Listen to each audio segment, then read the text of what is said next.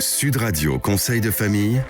La chronique patrimoine avec Finvestment Manager. Finvestment Manager gère vos actifs financiers au plus près de vos objectifs.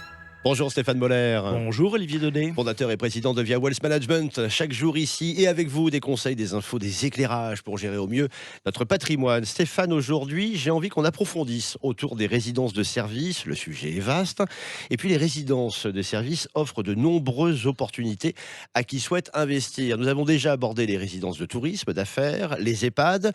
Évoquons aujourd'hui, si vous voulez bien, les résidences étudiantes. Oui, Olivier. Acheter un appartement dans une résidence étudiante est une intéressante façon de démarrer des investissements immobiliers. Qu'est-ce qui caractérise ces investissements ? Vous vous souvenez de la définition que nous avons donnée des résidences de service ? Oui. C'est un immeuble dont les copropriétaires ont décidé de confier unanimement la gestion à un exploitant et dont le bail, d'une durée généralement de 9 ans, parfois un peu plus, assure au propriétaire un loyer quel que soit le taux de remplissage de la résidence. Ce dont nous parlerons d'ailleurs plus en détail dans des chroniques ultérieures. Intéressante façon de sécuriser des revenus de toute façon. Mais alors, quelles sont les spécificités des investissements dans ces fameuses résidences étudiantes ? Il y en a probablement 2 ou 3 qui sont suffisamment notables pour qu'on puisse s'y attarder. Allons-y.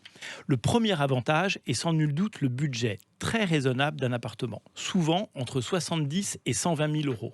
Acheter ou acquérir un appartement de ce type implique un effort d'épargne de quel montant ? C'est un budget accessible au plus grand nombre. Un appartement de ce type s'acquiert à partir de 150 euros par mois d'effort d'épargne. Autres avantages ?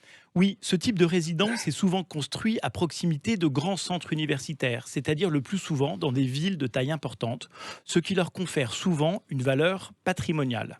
Ces studios ont souvent une valeur intrinsèque, c'est-à-dire qu'en l'absence d'exploitation commerciale, on pourrait imaginer qu'il soit tout de même possible d'en tirer un revenu. Ouais, preuve si besoin était qu'une fois de plus, l'emplacement il est primordial, Stéphane. Comme toujours en matière d'immobilier, Ouais. Même si ce n'est pas sa fonction première, il faut qu'un bien immobilier puisse avoir une valeur propre, une valeur intrinsèque. Et dites-moi, ce marché a de beaux jours devant lui ? Oui, en effet, Olivier, les étudiants sont de plus en plus nombreux, de plus en plus mobiles. Ils s'éloignent souvent de chez leurs parents pour faire leurs études et doivent se loger avec un budget raisonnable.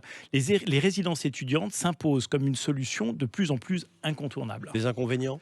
Les rendements de ce type de résidence sont parfois un peu faibles. Et comme toujours, il faut évidemment un gestionnaire reconnu et rentable. Et il faut privilégier des implantations à proximité immédiate des grands campus universitaires. Une fois de plus, c'est une question de bon sens. Ce bon sens qui fait votre signature. Merci Stéphane. À lundi. À lundi, Olivier. Chronique à retrouver en podcast sur radio.fr. Et puis vous nous retrouvez également sur la chaîne YouTube de Conseil de famille. À lundi. C'était Sud Radio Conseil de famille. La chronique patrimoine avec Finvestment Manager. Finvestment Manager gère vos actifs financiers au plus près de vos objectifs.